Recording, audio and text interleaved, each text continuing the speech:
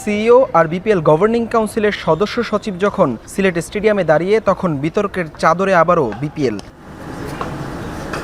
Tournament শুরুর বাকি এখনও ঘন্টা কয়েক, তবে নেই তেমন প্রস্তুতি, নেই বিপিএল এর আমেজটাও। তবে বিতর্ক আর সমালোচনা ঠিকই জাপটে ধরেছে এবারও। বিপিএল শুরুর 24 ঘন্টা আগে চট্টগ্রামের মালিকানা হস্তান্তর আর নোয়াখালীর কোচ ম্যানেজমেন্ট দ্বন্দ্বে ধাক্কায় শুরু হচ্ছে এবারের আসরটাও। শুক্রবার উদ্বোধনী ম্যাচে সিলেট টাইটান্সের প্রতিপক্ষ রাজশাহী ওয়ারিয়র্স। শেষ মুহূর্তের প্রস্তুতিতে বৃহস্পতিবার ঘাম ঝরিয়েছে দুই দল। সমালোচনার বিতর্কে ঘেরা থাকলেও নিজেদের দল নিয়ে ভাবতে চান নাজমুল শান্ত। প্রত্যাশা ভালো শুরুর। খুবই এক্সাইটেড। উৎসব আছে নাই, আসলে প্লেয়ার হিসেবে তো এদিকে ফোকাস থাকে না আমাদের ফোকাসটা এটাই থাকে যে কিভাবে আমরা ভালো মতো প্রিপারেশন নিতে পারছি কিনা, বা আমাদের যে সামনে টুর্নামেন্টটা ওই টুর্নামেন্টটা হচ্ছে কিনা। সো আলহামদুলিল্লাহ টুর্নামেন্টটা আগামীকাল থেকে শুরু হচ্ছে এবং অ্যাজ এ প্লেয়ার হিসেবে খুবই এক্সাইটেড যে মাঠে আমরা খেলার সুযোগ পাবো। এদিকে মাঠের বাইরে সমালোচনা নিয়ে ভাবছেন না বলছেন সিলেটের অধিনায়ক Mehedi Hasan Miraz. As a player হিসেবে আমাদের কাজ হলো মাঠে ক্রিকেট খেলা পারফর্ম করা। আউটসাইড যে জিনিসগুলো হবে সে জন্য ম্যানেজমেন্ট আছে এবং যারা অর্গানাইজ আছে তারা এই জিনিসগুলো ভালো মতন অর্গানাইজ করবে। বাট আমার কাছে মনে হয় না যে আমাদের এই খেলার ভিতর ইম্প্যাক্ট করবে, কারণ আমরা প্রফেশনাল প্লেয়ার। আমরা চেষ্টা করব যে মাঠে পারফর্ম করার জন্য। আমরা দেখতে পারি যে মাঠে খেলা হচ্ছে কিনা। শুক্রবার ম্যাচের আগে 15 মিনিটের ছোট্ট স্লটে হবে উদ্বোধনী আয়োজন। এরপর দুই ম্যাচের মাঝে বিরতিতে আঞ্চলিক গানের অনুষ্ঠান আয়োজন করবে বিপিএল কমিটি। প্রথম ম্যাচে দুপুর 3টায় খেলবে সিলেট টাইটান্স ও রাজশাহী ওয়ারিয়র্স। এরপর সন্ধ্যা 7:45 মিনিটে চট্টগ্রাম রয়্যালস ও নোয়াখালী এক্সপ্রেসের লড়াই। হাতে বাকি অল্প কিছু সময়, এখনও দেখা মেলেনি বিপিএলের কোনো ব্র্যান্ডিং কিংবা প্রচারণার। তবে চিরাচরিত সেই বিতর্ক আর সমালোচনা ঠিকই সঙ্গী বিসিবির। যে স্বচ্ছ বিপিএল করার ঘোষণা দিয়েছিল ক্রিকেট বোর্ড, তা আদতে কতটুকু হবে সেই প্রশ্নই যেন বিপিএলের একদিন আগেই উঠল।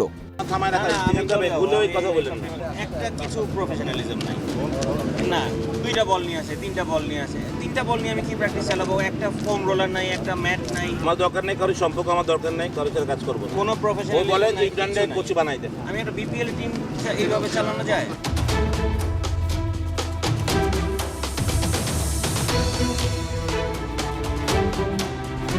সুজন ভাই চলেই তো যাচ্ছেন, মানে জাস্ট একটু না কিছু বলবো না, আজকে কথা বলবো মানে রাগটা কি নিয়ে যদি একটু বলতেন। একটা কোনো কিছু নেই না, এমনি কাজ করতে ইচ্ছা। কি মানে উইথড্র করে নিয়েছেন নিজেকে? না, কাজ করতে ইচ্ছা করছে না, বিপিএল করবো না।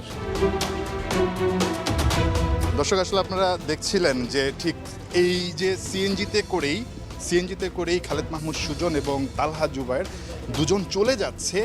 ঠিক অল্প কিছুক্ষণ আগে আরেকটা ঘটনা বা আরেকটা নিউজ কিন্তু রীতিমতো আমাদেরকে মানে বড় একটা ধাক্কা দিয়েছে, যে বিপিএলে চট্টগ্রাম রয়্যালসের দায়িত্বটা নিতে যাচ্ছে খোদ বিসিবি। এখন আবার দেখেন ঠিক সিএনজিতে করে খালেদ মাহমুদ সুজনের মতো একজন কোচ নোয়াখালী এক্সপ্রেসের প্র্যাকটিস সেশনটা ছেড়ে চলে যাচ্ছেন। তালহা জুবায়ের রাগ করে চলে যাচ্ছেন একটাই কারণ, কোনো ফ্যাসিলিটিস দিতে পারছে না, বল দিতে পারছে না, কোনো কিছুই দিতে পারছে না তারা।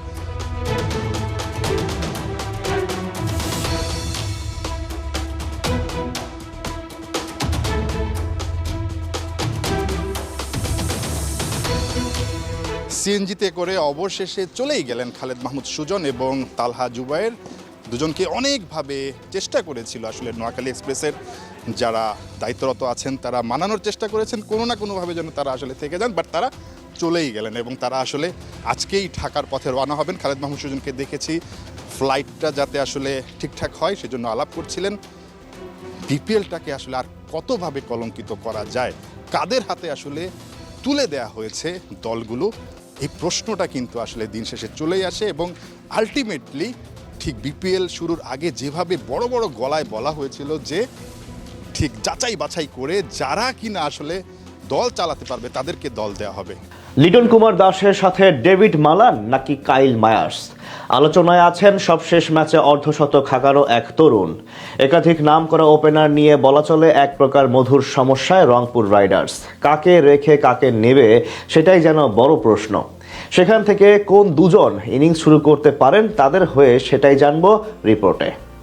বিপিএল ইতিহাসে অন্যতম সফল ফ্র্যাঞ্চাইজি রংপুর রাইডার্স সবশেষ আসরে দারুণ শুরু করলেও খুলনা টাইগার্সের বিপক্ষে 9 উইকেটে এক প্রকার আত্মসমর্পণ করে টুর্নামেন্ট থেকে বাদ পড়েছিল বসুন্ধরা গ্রুপের মালিকানাধীন ফ্র্যাঞ্চাইজিটি। তবে এবার আসরের নিলাম থেকে লিটন দাস, তাওহিদ হৃদয়দের কিনে টুর্নামেন্ট জেতার মতো দল গঠন করেছে উত্তর বাংলার প্রতিনিধিরা। 29 ডিসেম্বর রাজশাহী ওয়ারিয়র্সের বিপক্ষে নিজেদের চ্যাম্পিয়ন হওয়ার মিশন শুরু করবে মুস্তাফিজ নাহিদ রানারা। সেখানে কারা হবেন রাইডার্সদের ওপেনার তা নিয়ে চলছে নানান জল্পনা কল্পনা। কিংবা কাকে দেখা যেতে পারে লিটন কুমার দাসের সাথে ইনিংস শুরু করতে।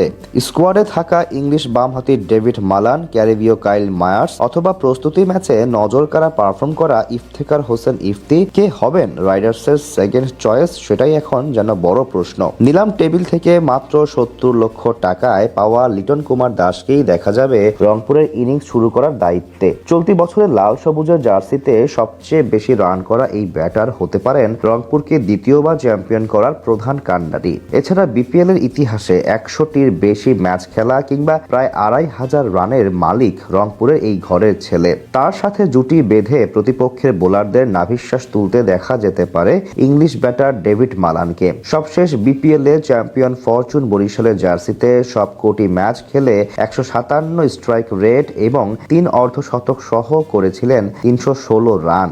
ইংল্যান্ডের জার্সিতে 112টি আন্তর্জাতিক ম্যাচ খেলা এই বামহাতি হতে পারেন টিম ম্যানেজমেন্টের প্রথম পছন্দের ওপেনার। যদিও 3 নম্বর কিংবা 4 নম্বরেও ব্যাট করার পূর্ব অভিজ্ঞতা রয়েছে এই বামহাতির। একাদশে ওপেনার হিসেবে দেখা যাওয়ার সম্ভাবনা আছে দেশের উঠতি তারকা ইফতেখার হোসেন ইফতিকে। দেশি বিদেশি কম্বিনেশনের জন্য দলে জায়গা পেতে পারেন তরুণ এই সেনসেশন। বসুন্ধরা স্পোর্টস সিটিতে অনুষ্ঠিত একমাত্র প্রস্তুতি ম্যাচে রংপুর রাইডার্সের জার্সিতে ইনিংস শুরু করতে নেমে মাত্র 35 বলে অর্ধশতক করে নিজের সামর্থ্যের প্রমাণ দেয়া এই বামহাতি হতে পারেন লিটনের সঙ্গী। এছাড়া সরাসরি চুক্তিতে রাইডার্স ম্যানেজমেন্ট স্কোয়াডে যুক্ত করেছে কাইল মায়ার্সকে। ফরচুন বরিশালের জার্সিতে গত আসরে চ্যাম্পিয়ন হওয়া এই ক্যারিবীয়কেও দেখা যেতে পারে রাইডার্সের জার্সিতে ইনিংস শুরু করতে। সবশেষ 2 আসরে বরিশালের জার্সিতে চ্যাম্পিয়ন হওয়া এই বামহাতি ব্যাটার ফাইনাল ম্যাচে ওপেনার হিসেবে শুরু করে 28 বলে 48 রানের একটি গুরুত্বপূর্ণ ইনিংস খেলেন। এছাড়া বল হাতেও নিজের কাজটা ঠিকমতো করতে জানেন 33 বছর বয়সী এই ক্যারিবীয় পাওয়ার হিটার। মিডল অর্ডার অথবা 3 নম্বর যে কোনো পজিশনে ব্যাট করা এই ব্যাটারকেও ওপেনার হিসেবে দেখা যাওয়ার সম্ভাবনা আছে রংপুরের জার্সিতে। সেখান থেকে আপাতত লিটনের সাথে ডেভিড মালানকেই দেখতে পাওয়ার সম্ভাবনা অবশ্য খানিকটা বেশি। একে তো রাইট হ্যান্ড ও লেফট হ্যান্ড কম্বিনেশন, তার সাথে লিটন আক্রমণাত্মক খেললে মালান ধীরে সুস্থে ইনিংস বিল্ড করতে পারবেন।